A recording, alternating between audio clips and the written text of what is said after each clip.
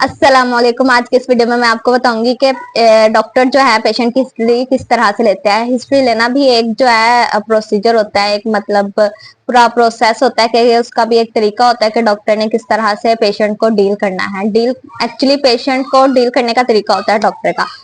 तो इसके लिए जो है सबसे पहले हम हिस्ट्री किस लिए लेते हैं कि हमने डायग्नोस करनी होती है जो पेशेंट के साथ इशू है, जिस इशू के साथ पेशेंट हमारे पास आया उसका हमने डायग्नोस बनाना होता है कि वो किस मसले से इस वक्त गुजर रहा है।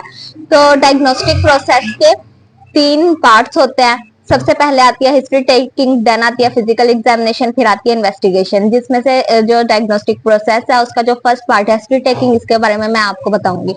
हिस्ट्री टेकिंग क्या होती है कि पेशेंट आपके पास इस वक्त किस मसले की वजह से आया है, जिस बीमारी की वजह से आया है, वो आपकी क्या है, हिस्ट्री टेकिंग है।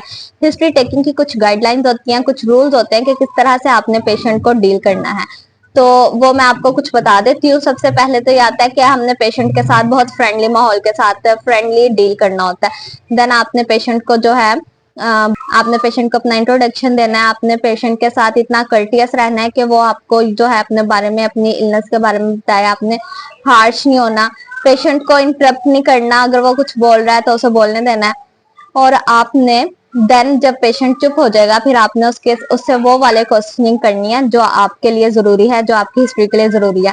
आपने हिस्ट्री टेकिंग करनी है। हिस्ट्री टेकिंग करने के बाद पहले आपने पेशेंट को सुनना है, देन आपने उसको लिखना है जो इंपॉर्टेंट पॉइंट्स हैं जिससे आप डायग्नोस बना सकते हैं। इसमें क्या होता है कि पेशेंट को हम बोलने देते हैं। अगर आपको लग रहा होता है कि पेशेंट बहुत एक्स्ट्रा बोल रहा है, समटाइम ऐसे होते हैं कि कुछ पेशेंट बहुत ज्यादा टाइम ले लेते हैं और आपका बहुत ज्यादा टाइम ले रहा हो पेशेंट, तो आप उसको उस वक्त इंटरप्ट कर सकते हैं।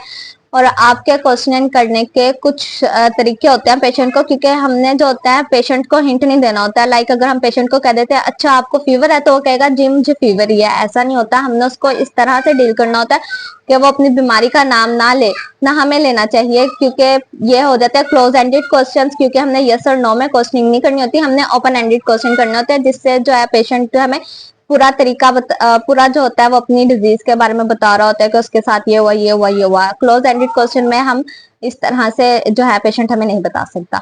तो ये सबसे अहम पॉइंट है कि आपने क्लोज एंडेड क्वेश्चन नहीं करने, आपने ओपन एंडेड क्वेश्चन करने, और जो क्लोज एंडेड क्वेश्चन है वो एट द एंड आप कर सकते हैं। अच्छा, हिस्ट्री की गाइडलाइंस तो मैंने आपको बता दिया। मैं आपको बताती हूँ हिस्ट्री रिकॉर्ड किस तरह से कर रहे होते हैं। जो हम हॉस्पिटल्स में जाते हैं, मुझे इतने पेजेस हमें मिल जाते हैं, वो ऐसे नहीं होते। वो हिस्ट्री रिकॉर्ड होती है, उसमें प्रेजेंट, इलनेस, पास्ट, सब कुछ उसमें लिखा हुआ होता है। तो हिस्ट्री रिकॉर्डिंग में सबसे पहले क्या आता है कि पेशेंट का नेम आ जाता है, सेक्स आ जाती है, एज आ जाता है। नेम से ये होता है कि हमने उसका सरनेम भी पूछना होता है। नेम से हम जो है पेशेंट्स को डिफ्रेंशिएट कर सकते हैं एक दूसरे से। और जो जहां तक एज की बात है, एज कुछ डिजीजेस जो होती हैं वो सिर्फ एज रिलेटेड होती हैं, और सेक्स से भी होता है कि कुछ डिजीजेस सेक्स से रिलेटेड होती है। तो ये चीजें पूछना जरूरी होता है।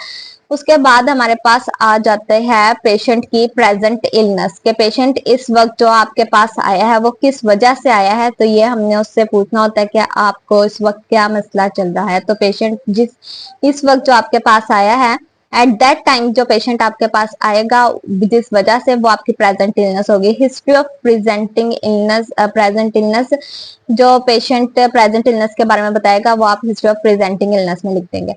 फिर आपके पास आती है पेशेंट की पास्ट हिस्ट्री। पास्ट हिस्ट्री में ये होता है कि पेशेंट जो है जिस बीमारी के साथ आपके पास आया, उसके अलावा अगर उसको कोई डिजीज है जिसके बारे में वो डिस्कस नहीं कर रहा है, लेकिन वो आप उससे पूछ रहे हैं, तो उसको मतलब आपको पता चल रहा है कि हाँ इस वजह से भी इसको ये प्रॉब्लम हो सकती है, तो वो उसकी पास्ट हिस्ट्री में आ जाएगी। फिर हम पेशेंट की फैमिली हिस्ट्री में चले जाते हैं। फैमिली हिस्ट्री में हम इसलिए जाते हैं क्योंकि बहुत सी डिजीजेज ऐसी होती हैं जो कि इनहेरिटेड होती हैं। लाइक डायबिटीज होगी, कार्डियक डिजीज हो गई, इस तरह की जो डिजीजेज होती हैं वो इनहेरिटेड होती हैं। तो इसलिए हम फैमिली हिस्ट्री के ऊपर भी जाते हैं। हाइपरटेंशन हो गया।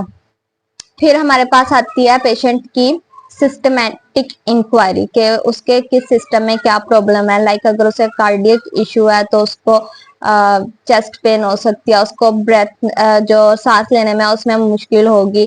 तो इस तरह की जो है मतलब हम उससे यानी सिस्टमेटिक इंक्वायरी करेंगे पेशेंट की बात बताने के तरीके से।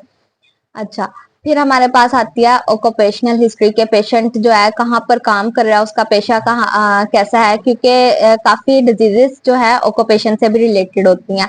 और फिर हमारे पास आ जाती है पेशेंट की पर्सनल और सोशल हिस्ट्री के वो अपन जो है खुद किस माहौल में रह रहा है, क्योंकि कुछ इमोशनल स्ट्रेस की वजह से भी और इकोनॉमिकल जो है इकोनॉमिकल इश्यूज की वजह से भी कुछ डिजीज होती हैं जो उस एरिया में कॉमन होती हैं। तो ये हिस्ट्री लेने के कुछ रूल्स कुछ यानी हिस्ट्री रिकॉर्ड करने के कुछ तरीके होते हैं। और ये जो आपने हिस्ट्री रिकॉर्ड करनी होती है, इसको रिकॉर्ड करने का तरीका होता है कि आपने क्रोनोलॉजिकल ऑर्डर में इसको रिकॉर्ड करना होता है। क्रोनोलॉजिकल ऑर्डर ये होता है कि पेशेंट आपको बताएगा कि मुझे 10 दिन पहले वॉमिटिंग आनी शुरू हुई, फिर मुझे 7वें दिन जो है डायरिया स्टार्ट हो गया, इस तरह से यानी पेशेंट आपको जो बताएगा तो आप उसी ऑर्डर में उसकी डिजीज को नोट डाउन करते रहोगे। फिर आपने जो है उसके कार्डिनल सिम्टम्स देखने होते हैं। कार्डिनल सिम्टम्स ये होते हैं कि उसको जो हमें डिजीज को है डायग्नोस करने में हेल्प करते हैं, जो हमें सिस्टमेटिक इंक्वायरी के लिए जरूरी होता है। जैसे रिस्पिरेटरी डिजीज होगी तो उसमें पेशेंट कहेगा कि सांस लेने में मसला आ रहा है, उसके जो है रिस्पिरेटरी में के सांस लेने में मसला आ रहा है, चेस्ट पेन हो रही है, सांस लेते हुए सीटी की आवाज आ रही है, खून आना होता है समटाइम थूक के साथ, खांसी बहुत ज्यादा होती है, इस तरह से आप सिस्टमेटिक इंक्वायरी करते हैं। इतना तो मैंने आपको बता दिया हिस्ट्री रिकॉर्ड। बाकी जो पेन से रिलेटेड है, पेन से रिलेटेड जितने इश्यूज होते हैं वो मैंने कल आपको बता दिए थे कि पेन से हम कैसे डायग्नोस कर सकते हैं, पेन से किस तरह से हम अंदाजा लगा सकते हैं। तो अगर आपने मेरी कल की वीडियो नहीं देखी तो वो मैं उसको आई बटन में दे देती हूँ, प्लीज वो उससे जाके जरूर देख लीजिए। आज तक के लिए बस यही काफी है। उम्मीद करती हूँ मेरी ये वीडियो आपको अच्छी लगी होगी, और अगर आप मजीद अच्छी वीडियोस चाहते हैं, स्पेशली किसी डिजीज के बारे में डिस्कस करना चाहते हैं, तो आप मुझे कमेंट करके बता सकते हैं, मैं आपको उसके बारे में वीडियो बनाकर जरूर दूंगी। मैं अगर आपको मेरी वीडियो अच्छी लगी है तो मेरे चैनल को लाइक शेयर सब्सक्राइब करें और बेल आइकन को प्रेस करना मत भूलेगा, कि इससे मेरी हर नई आने वाली वीडियो का नोटिफिकेशन सबसे पहले आपको मिलेगा।